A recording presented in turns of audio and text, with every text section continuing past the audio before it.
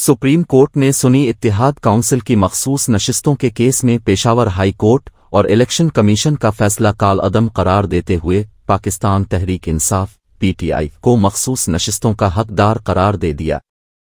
Dawn news کے مطابق قومی اسمبلی میں حکومتی اتحاد کے پاس اس وقت 210 نشستیں موجود ہیں، جبکہ اپوزیشن کو 103 ارکان کی حمایت حاصل ہے۔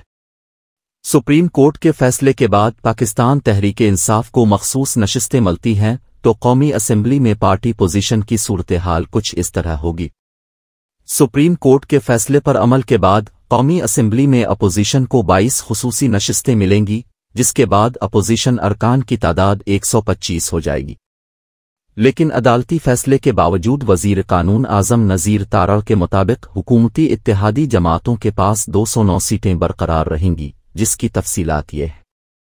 پاکستان مسلم لیگ نون کی 108 نشستیں، پاکستان پیپلز پارٹی 68 نشستیں، متحدہ قومی موومنٹ پاکستان 21 نشستیں، پاکستان مسلم لیگ قاف 5 نشستیں، استحکام پاکستان پارٹی 4 نشستیں، بلوچستان عوامی پارٹی 1 نشست، نیشنل پارٹی 1 نشست، پاکستان مسلم لیگ ضیاء سے 1 نشست۔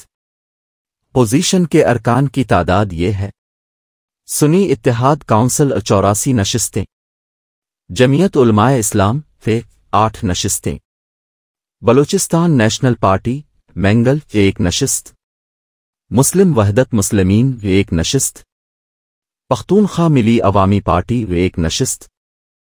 اس کے علاوہ قومی اسمبلی میں آزاد امیدواروں کی تعداد 8 ہے، جبکہ 24 نشستیں خالی ہیں۔